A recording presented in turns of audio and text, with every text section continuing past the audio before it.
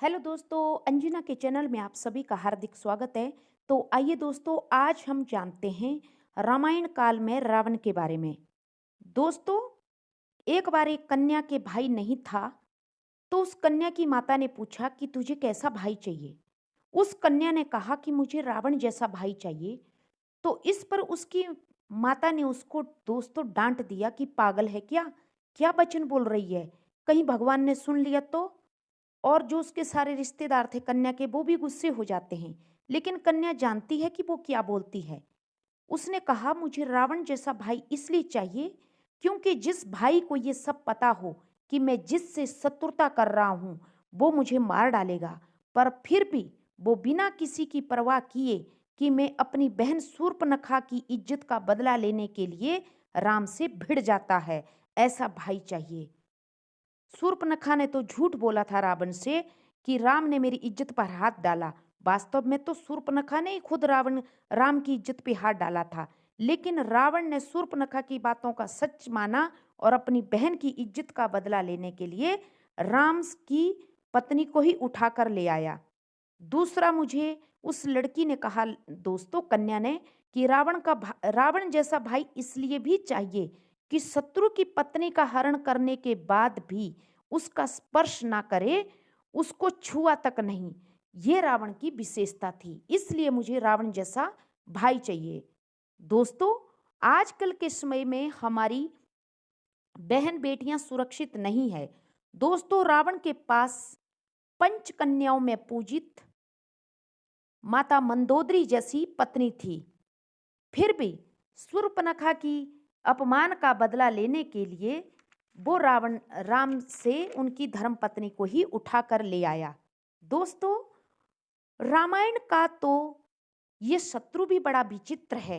उत्तम कुल का है रावण और पुलस्त मुनि का नाती है। रावण में 10 सिरों का दिमाग है दोस्तों। वो 10 तरह से सोचता है, 10 तरह से काम करता था। इतना बलशाली होते हुए भी फिर भी राम से हार गया। वो क्यों हारा दोस्तों? क्योंकि दोस्तों रावण इच्छाओं में बंधा है और राम इच्छाओं से परे है। दोस्तों, जब श्री राम भगवान ने युद्ध किया था तो उसके पहले विजय के लिए पूजा करवाई थी लंका के जंगल में, लंका के युद्ध स्थल में। राम ने एक दिन जामवंत से कहा कि मैं पहले युद्ध शुरू होने से पहले पूजा करवाना चाहता हूँ, एक बड़ा यज्ञ कराना चाहता हूँ।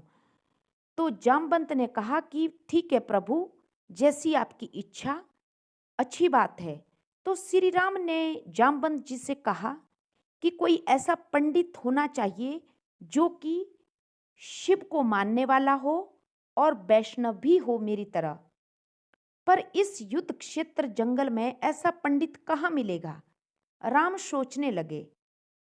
दोस्तों, महाराज जामवंत ने कहा, परंतु एक पंडित है मेरे ध्यान में प्रभु, पर वो आपका पुरोहित बन पाएगा या नहीं ये तो मुझे नहीं पता।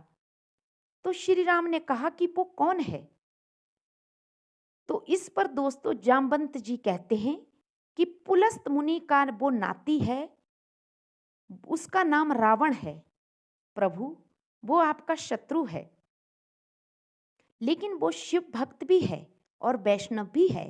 रावण बहुत उच्च कोटि का पंडित है। परंतु दोस्तों सोचिए, जिसको हराने जा रहे हैं उसी से पूजा करवानी है। प्रभु श्री राम के अंदर भी एक अजब ही बात थी। राम ने जामवंत से कहा कि महाराज जामवंत, आप पूछ कर आइए रावण को, क्या पता वो मान जाएं।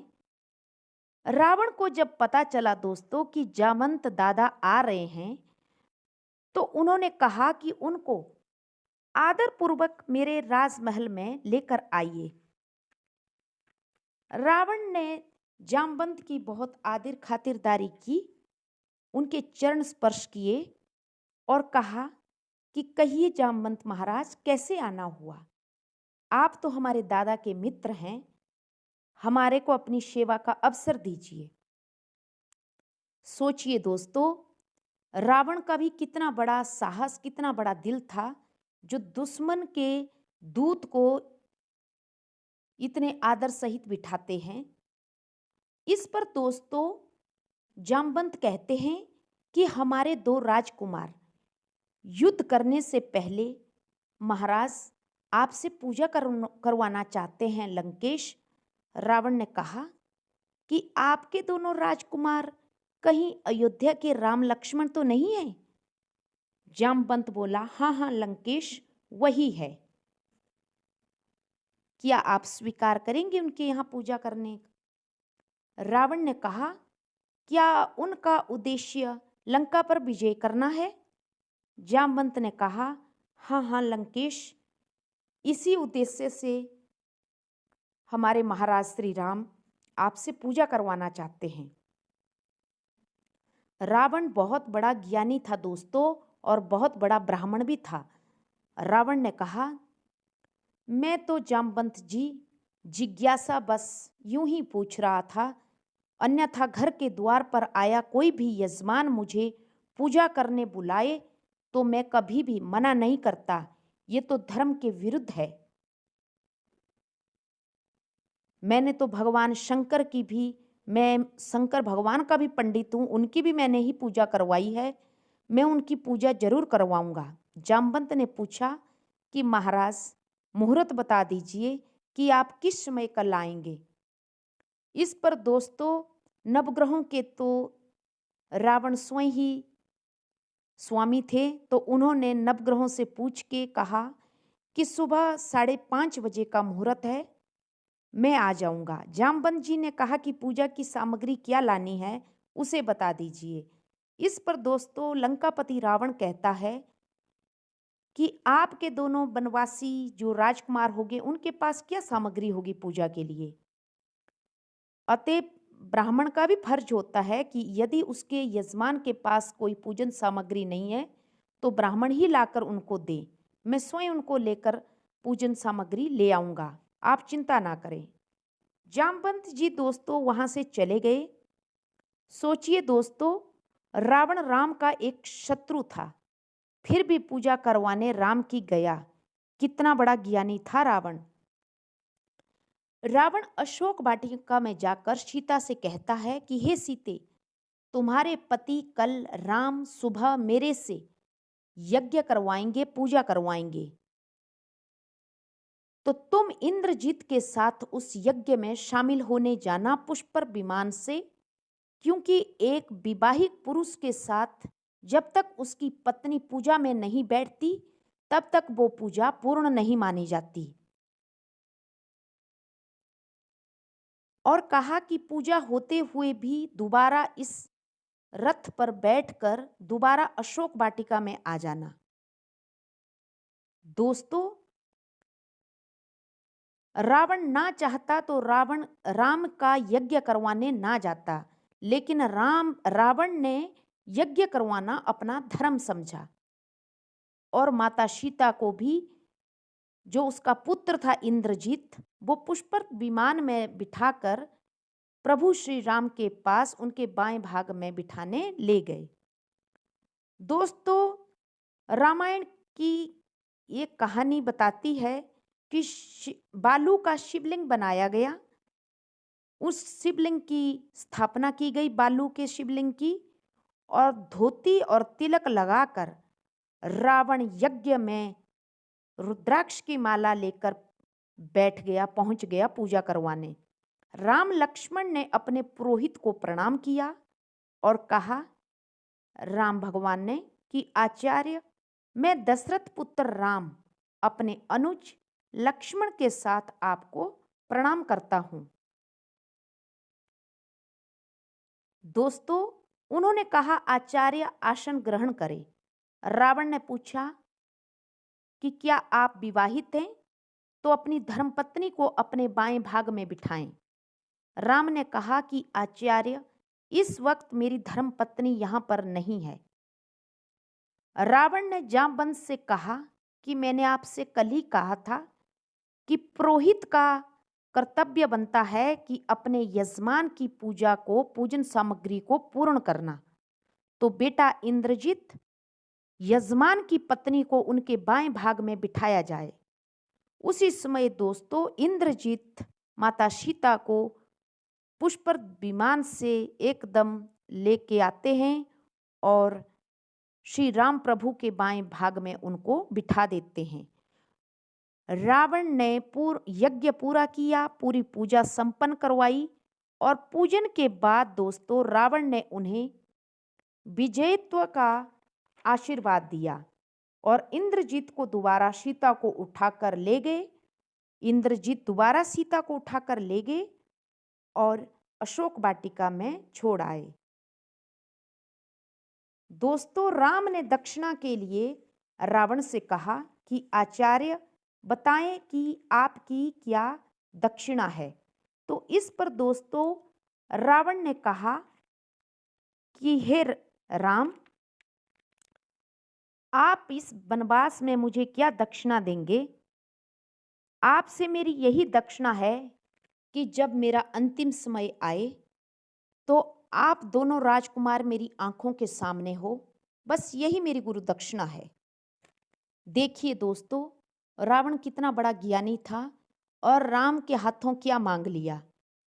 दोस्तों युद्ध के आखिरी दिन जब रावण का शव नीचे पड़ा होता है तो मंदोदरी ने रोते हुए बिलखते हुए पूछा और दौड़ के रावण के पास आई और उन सैनिकों से पूछा कि वो कहाँ गया जिसने मेरे पति मेरे दशानंद रावण को मारा है। तो सैनिकों ने कहा कि वहाँ पत्थर पर बैठा है। प्रभु श्री राम भी शोक में थे कि चारों तरफ लाशें ही लाशें हैं। वो गमहीन थे कि इतनी सारी लाशों के ढेर लग गए, ये क्या हो गया। इतने में देखते हैं कि एक औरत की परछाई उनकी तरफ आ रही है तो वो पीठ पीछे से ही हाथ जोड़कर खड़े हो जाते हैं और बोलते हैं कि हे देवी, मैं आपको प्रणाम करता हूँ। इस रण क्षेत्र में आप कौन है और क्यों आई हैं? मंदोदरी ने कहा कि हे राम, मैं रावण की दुर्भाग्यशाली पत्नी मंदोदरी हूँ। राम ने कहा कि माँ, मैं आपसे क्षमा चाहता हूँ।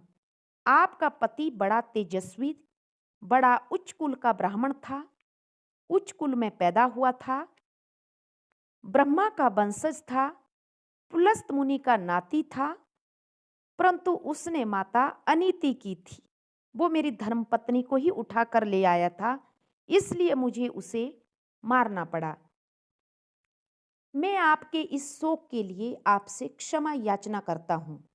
मंदोदरी ने कहा दोस्तों कि मैं इसलिए नहीं आई कि तुम्हें कोसूं, बल्कि इसलिए आई हूं कि जिसने पूरी दुनिया पराजित कर दी, मेरे दशानंद रावण ने, जिसने तेरे पूर्वज राजा मानधाता तक को स्वर्ग में चुनौती दे दी, जो नवग्रहों को बंदी बनाकर रखता था, उस